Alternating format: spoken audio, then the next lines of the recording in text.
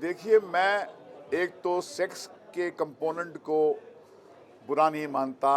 अगर आपकी फ़िल्म में सेक्स को आप इस्तेमाल करते हैं, ख़ास करके अगर आपके पास एक नॉन स्टार कास्ट फ़िल्म है, तो उसका उपयोग करना, सही उपयोग करना, इफ़ेक्टिवली उपयोग करना, उसे मैं बुरी चीज़ नहीं मानता।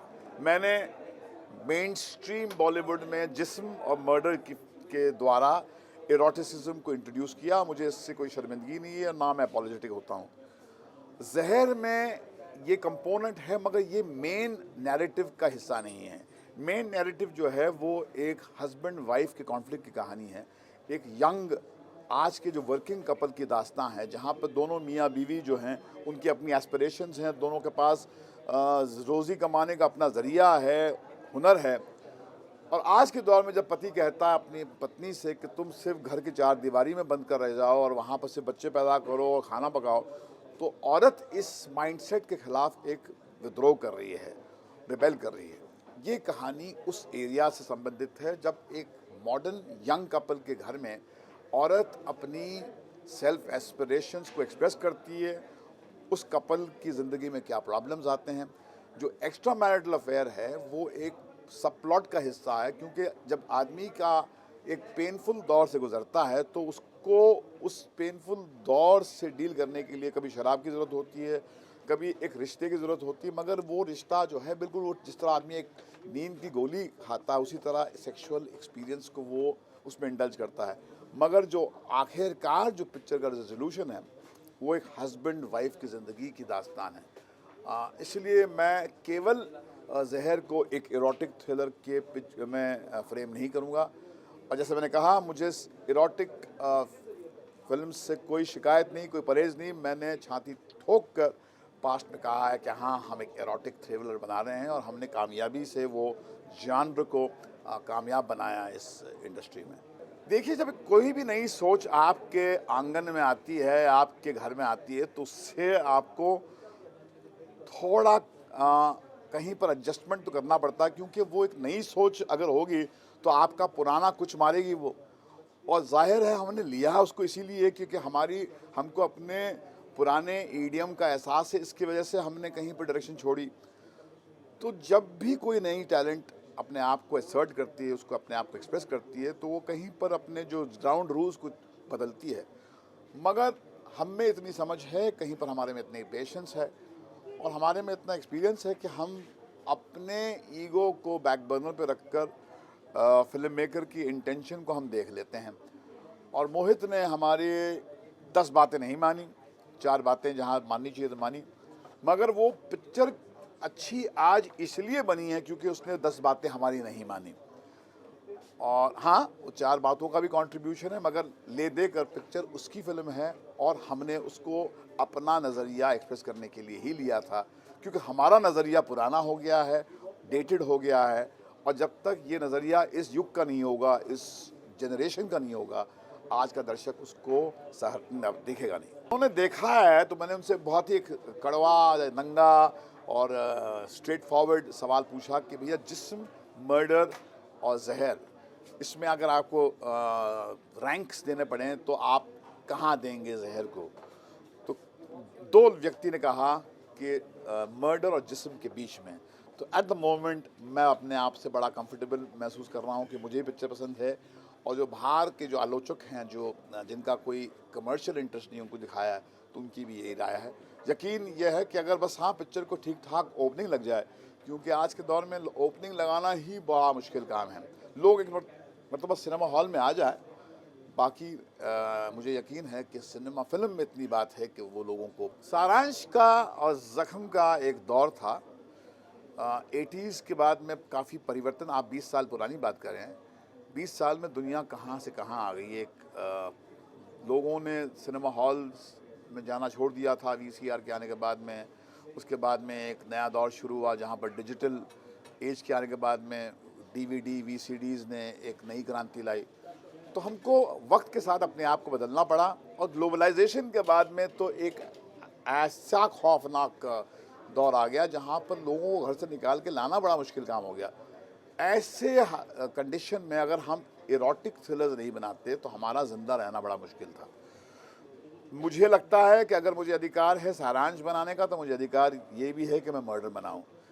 समस्या तब शुरू होती है जब एक तबका कहता है कि आप केवल सारांश बनाएं, क्योंकि जो अपने आप को बुद्धिजीवी मानते हैं या जो रईस लोगों के जो टेस्ट होते हैं उसके बारे में अखबार या टेलीविज़न नेटवर्क्स कहते हैं। गरीब आदमी जो जेब में हाथ डाल के पिक्चर के टिकट खरीदता है, उसके टेस्ट की बात कौन करेगा? मर्डर हिंदुस्तान के आम आदमी ने देखी है, जिसम हिंदुस्तान के आम आदमी ने देखी है। तो मैं तो सड़क भी बनाऊंगा, मैं सारांश भी बनाऊंगा। मैं अगर एक फिलोसोफर से बात कर सकता हूं, तो मैं सड़क के टैक्सी ड्राइवर से भी बात कर सकता हूं। मुझे अधिकार होना चाहिए, मैं जिससे जब मर्जी चाहूँ बात करूँ। मुझे इसमें कोई विरोधाभास, कोई कॉन्ट्रडिक्शन नज़र नहीं आता। ये तुमसा नहीं देखा में सेक्स तो था ही नहीं, वो थी सिंपल फिल्म थी, उसमें तो न्यूडिटी का नाम और निशान नहीं था। मैं अपनी फिल्मों की बात करूंगा कि जब भी मैंने एक फिल्म अच्छी बनाई है, उसमें एक होलसम एंटरटेनमेंट रहा है, तो वो कामयाब हुई है। केवल सेक्स के नाम पे फिल्म चल जाएगी, किसने कहा आपसे? और दर्शक बेवकूफ़ तो है नहीं कि सिर्फ वो आपके पोस्टर्स देख लेगा या आपके कुछ प्रोमो देख लेगा जिसमें थोड़ा सा सेक्स हम दिखा देंगे, वो भागे भागे आ जाएगा। नहीं, फिल्म में कुछ नज़र आता है दर्शक को, वो भांप लेता है कि पिक्चर में बात ढंग की है कि नहीं है, या सुन लेता है। अगर पिक्चर में जान होगी, उनकी ज़िंदगी से उसका कोई तालमेल होगा, तो ही फिल्म चलेगी। नहीं तो आप नंगा नचवा लो लोगों को, पिक्चर नहीं चलेगी। पिक्चर सिर्फ सेक्स पे नहीं चलती, कभी चली नहीं है।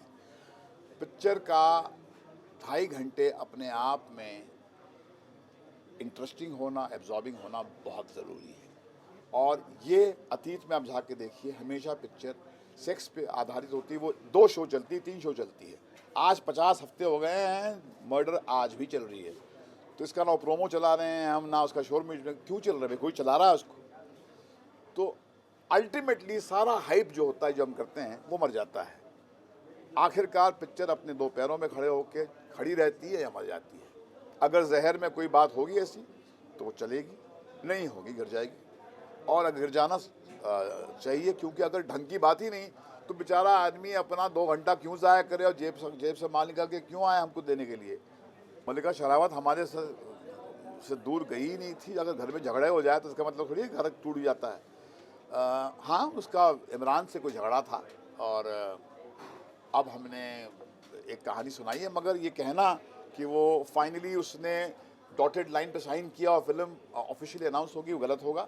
हमने बात छेड़ी, उनको कहानी पसंद आई है। हाँ, उम्मीद है कि सारी प्राइस की और डेट्स की बात भी क्लियर हो जाएगी। जब वो फाइनली साइन करेगी तब ही हम उसका ऐलान करेंगे। एट द मोमेंट ये कहना कि हाँ वो हमारे साथ फिल्म कर रही है, गलत होगा। नहीं, देखिए, मैंने तो सड़क भी बनाई थी। सड़क के टाइम भी आप लोगों ने कहा था कि भैया ये महेश भट्ट जो अर्थ और सारांश बनाता है, उसने सड़क कैसे बना दी जिसमें महारानी है। मुझे डी ग्रेड कहलाने में कोई प्रॉब्लम नहीं है। उसको प्रॉब्लम हो जो ए ग्रेड बनना चाहता है। इस मुल्क का आवाम जो है अक्सर डी ग्रेड का ही होता है। मुझे उस आवाम से शिकायत नहीं। मुझे मेरी हम लोगों की संख्या ज़्यादा है, वो वहाँ बैठे जिनको ए ग्रेड में बैठना है। मुझे डी ग्रेड से कोई शिकायत नहीं है, मगर ए ग्रेड होने का दावा जो अगर मैं करूँ तो प्रॉब्लम हो ना। तो डी ग्रेड भी होता है, जैसे ए ग्रेड होता है। तो ये ए ग्रेड वाले क्यों डी ग्रेड को अपने जैसा बनाना चाहते हैं? वाकई बनाना चाहता है कि अपने महान होने का एहसास जताना चाहते हैं कि भैया क्या अगर हम आपको जलील न करें तब तक हमको होने का एहसास नहीं होगा। जैसे स्वर्ग का नशा आपको तभी होता है जब तक आप देखें नहीं कि नरक में कोई जल रहा है। तो ये जो ज़रूरत होती है ना कुछ लोगों की कि साहब देखिए हम कितने महान हैं, हम कितने आर्टिस्टिक हैं, ये देखो कितने ओछे लोग हैं, कितने छोटे लोग हैं। हम वहीं भैया मैं गटर में ही ठीक हूँ। आपको अपना सिंहासन, आपको अपना मंदिर मुबारक हो। देखिए, मल्टीपल रीजंस होते हैं जिसके लिए लोग विदेश में जाकर शूटिंग करते हैं। एक तो विदेश में शूटिंग करना महंगा नहीं, कम सस्ता होता है। वहाँ पर वर्किंग आवर्स ज़्यादा मिलते हैं स्विट्ज़रलैंड में, यूनिट की स्ट्रेंथ कम होती है और सिंगल माइंडेड इन्वॉल्वमेंट होती सबकी। एक प्रोडक्शन वैल्यू भी अपने आप एनहांस हो जाती है। डिस्ट्रीब्यूटर को भी लगता है बेवकूफ़ को बड़ा खर्चा किया है। तो मल्टीपल रीजंस होते हैं। कभी कभी कहानी की आवश्यकता होती है, ज़रूरत होती है, इसलिए लोग जाते हैं। मगर हाँ, लोगों को अजीब लगता है कि साहब ये सडनली पिक्चर हिंदुस्तान की थी, ये गाने के लिए वहाँ कैसे चले गए। मगर ऑडियंस भी जो है उनके अंदर भी एक willingness to suspend their own belief भी है। वो कभी कभी देखते देखते कहते हैं हाँ साहब अच्छा गाना देखना है तो क्यों एक पुराने या बहुत ही अनइंटरेस्टिंग लोकेशन पे देखें। चलो टिकट के पैसे दिए हैं तो अगर इस गाने के लिए फिल्म मेकर आपको विदेश ले जाता तो देख लें। तो हिंदुस्तानी दर्शक को कोई प्रॉब्लम नहीं थी, वो इस तरह फिल्म देखता नहीं था। जैसे मैंने हैदराबाद में देखा कि मैंने भी ये आर्गूमेंट जो आपने अभी दी, मैंने किसी प्रोड्यूसर का ये इस गाने के लिए अगर हम वहाँ चले जाएंगे, बोला जी गरीब आदमी है, गांव से आता है, गर्मी में रहता है, उसको अगर पहाड़ वहाड़ दिखा दो स्विट्ज़रलैंड के तो बड़ा खुश होता है। उसकी ज़रूरत लॉजिक से ज़्यादा है, उसका जो एंटरटेन्ड होने की जो आवश्यकता है वो लॉजिक आप और हमारी जो है ज़रूरत है, उनकी वो नहीं है। वो केवल मनोरंजन चाहते हैं। नहीं, ऐसा कुछ नहीं है। हाँ, बम्बई में और बाकी शहरों में उस स्ट्रीट्स पे शूटिंग की कुछ कॉस्ट ज़्यादा एग्जॉर्बिटेंट है, विदेश में ऐसा नहीं है। मगर हाँ, हिंदुस्तान की स्टेट मशीनरीज़ को और टूरिज़्म मिनिस्ट्री को कुछ सीखना चाहिए, जिस तरह से विदेशी हुकूमतें अपने रिप्रेजेंटेटिव्स को यहाँ पर भेजकर बहुत एग्रेसिवली अपने मुल्क के स्पेक्टेकल्स को हमको बेच रही हैं। इसका मतलब यही है कि उनको हमारी फिल्मों की सिग्निफिकेंस का एहसास है और ताजुब इस बात का होता है कि हमारे मुल्क ने ऐसा कुछ नहीं किया अब तक। अगर वो ऐसा करें तो जाहिर है कि लोग अपने घर से निकल के बाहर कम ही जाएंगे।